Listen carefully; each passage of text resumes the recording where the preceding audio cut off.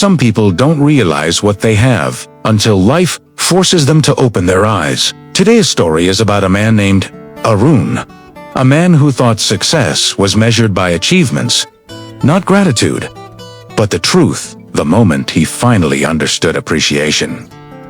It was already too late. Arun had everything people dream about: a stable job, a comfortable home, a wife who cooked for him every single day, and a mother who still woke up early to prepare his tea before he left for work. He didn't ask for these things. He expected them. They were just part of his routine, a given. Every morning, his mother would gently knock on his door. "Arun, your tea is ready."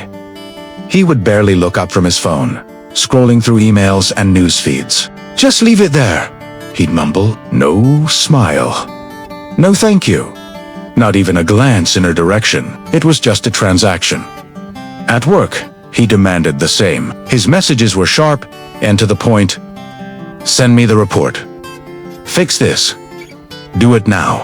No greetings. No appreciation. No, please. He genuinely believed that because he worked harder and did more than others, people were supposed to serve him. It was their job, their duty.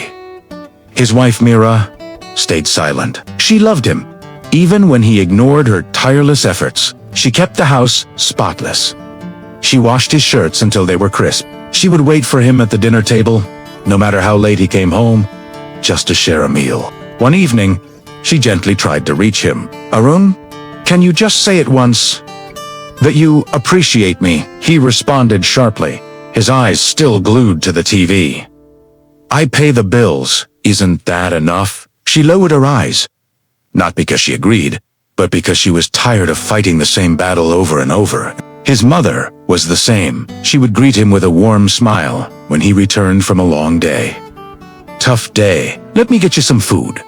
Arun never noticed the tiredness etched on her face, the subtle ache in her knees, or the way she'd hold her back when she stood up. He never saw how her hands, on saw, steady now, trembled slightly as she cooked for him. He was blind to the small, silent sacrifices being made all around him. One weekend, his childhood friend Ravi came to visit. Ravi was the kind of friend who wasn't afraid to be blunt and honest. As they sat sipping tea, the very tea Arun his mother had just made for them, Ravi looked at him and said, "You know, one day these people will stop trying, and when they do, it won't be because they hate you. It'll be because they finally love themselves enough to stop." Arun laughed it off. "Stop being so dramatic, Ravi. You're watching too many movies." Ravi just smiled sadly. "You'll understand later." The words bothered Arun.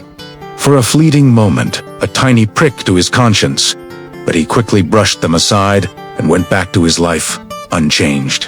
Then, it started.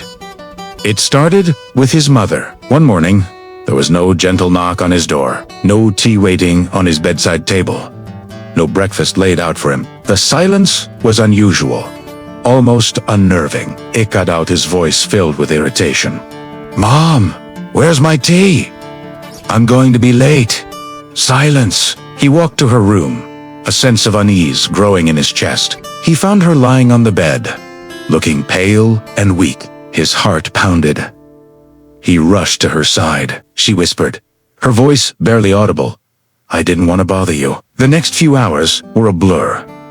The hospital, the doctors, the sterile, suffocating smell of antiseptic.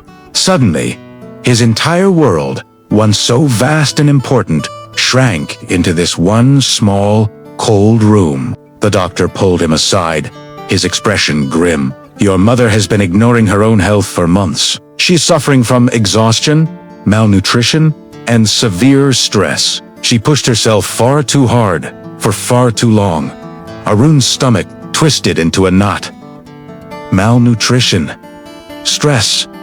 How could that be? He provided everything. He thought things were fine.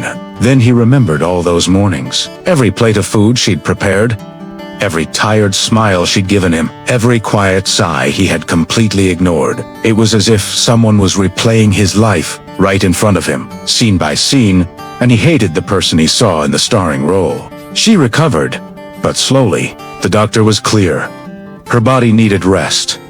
she couldn't cook or manage the house anymore. So, for the first time in his life, Arun tried to take care of her. He went into the kitchen to make her tea. It was watery and bitter. Nothing like the perfect cup she made every morning. He brought it to her, feeling ashamed. She took a sip, smiled weakly, and said, "It's perfect." And in that moment, he broke. He cried. Not loud, dramatic sobs, but silent tears of a painful realization streaming down his face. He finally saw. He finally understood. He apologized to her. Ober and Ober. He went home and apologized to his wife, holding her for the first time in years. He went to work the next day and apologized to his team.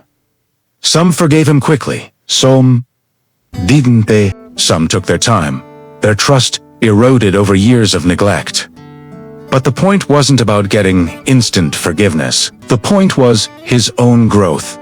His awakening. He finally understood what Ravi had tried to tell him that day. Gratitude is love in its simplest, most fundamental form. Without it, everything and everyone becomes invisible. The people in our lives, the ones who truly care, they rarely ask you to repay them. They just want to feel seen. They want to feel valued. They want to know that their time, their effort, and their love matter to you. You don't need wealth to say thank you.